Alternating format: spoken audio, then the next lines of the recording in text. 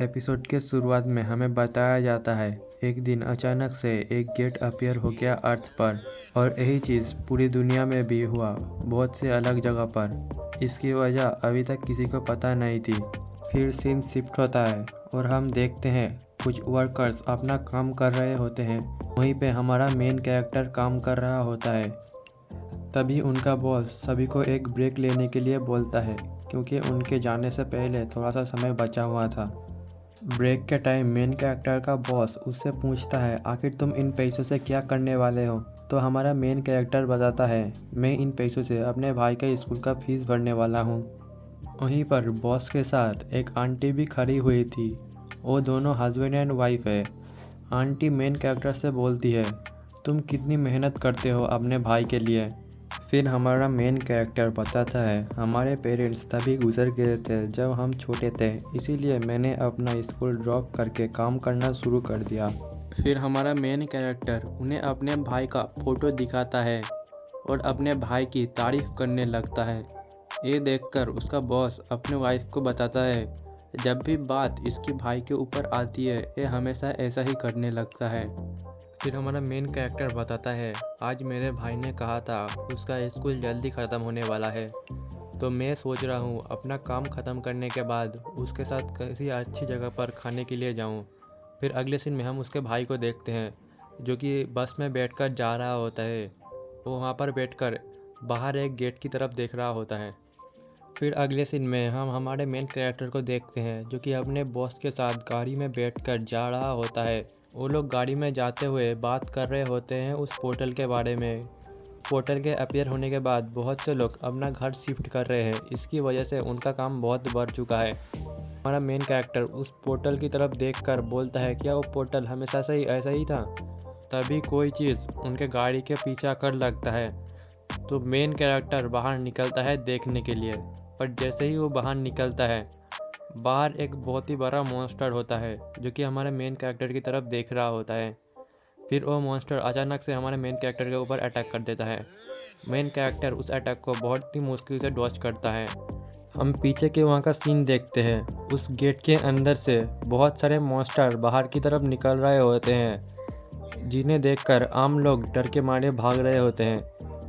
फिर हमें गेट के बारे में बताया जाता है। गेट जो कि दूसरी दुनिया से कनेक्टेड है उसे डंजन कहा जाता है। मॉन्स्टर उस दुनिया से इस दुनिया में उस गेट के ज़रिए आ जा सकते हैं। फिर हमें डंजन ब्रेक के बारे में बताया जाता है जहाँ पर डंजन एक्सप्लोर हो जाता है और उसके अंदर से एविल एंटिटीज़ बाहर की तरफ आ जाते हैं। ऐसे सिचुएशन में वहाँ पे मिलियंस पे लोग इंजर्ड हो जाते हैं और हज़ारों लोग मर जाते हैं। फिर हम हमारे हीरो को देखते हैं जो कि एक लकड़ी लेकर उस मॉन्स्टर की तरफ बढ़ रहा होता है उसे मारने के लिए, पर वो आगे जाकर कुछ देखकर शॉक हो जाता है। वहाँ पे हम देखते हैं वही आंटी उस मॉन्स्टर का मुंह को पकड़ लिया था।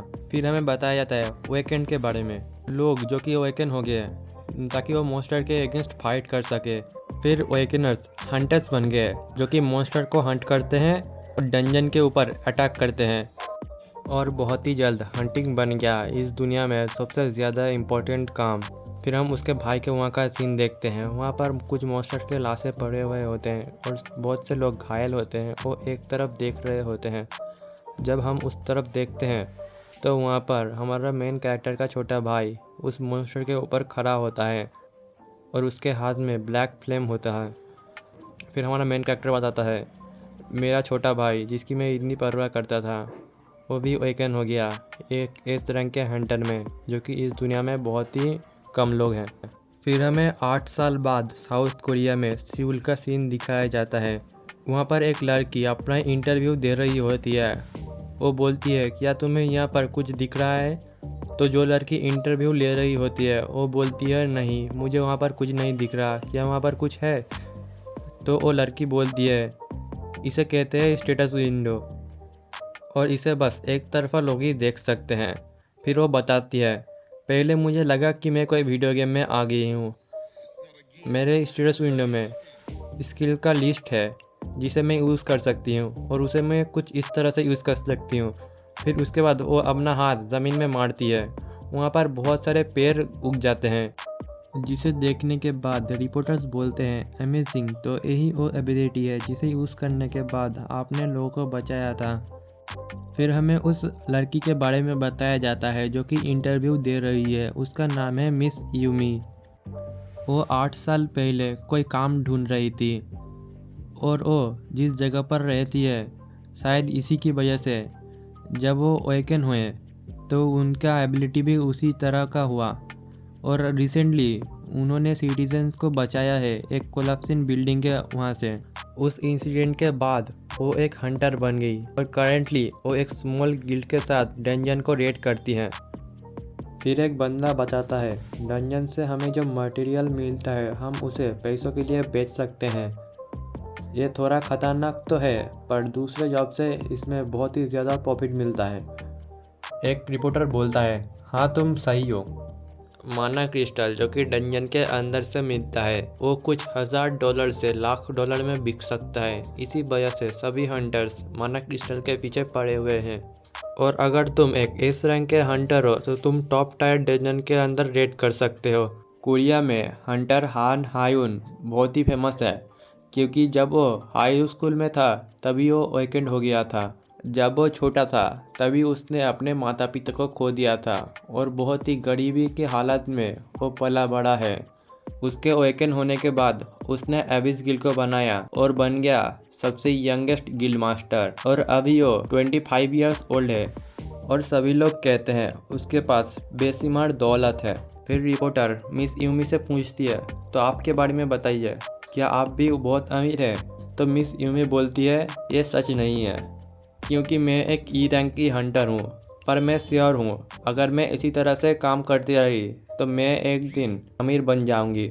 फिर अगले ही सीन में न्यूज़ रिपोर्ट में बताया जा रहा होता है मिस यूमी जो कि हमारे प्रोग्राम में अपेयर हुई थी, आज सुबह ही एक डंजन रेड में उनकी मौत हो गई है।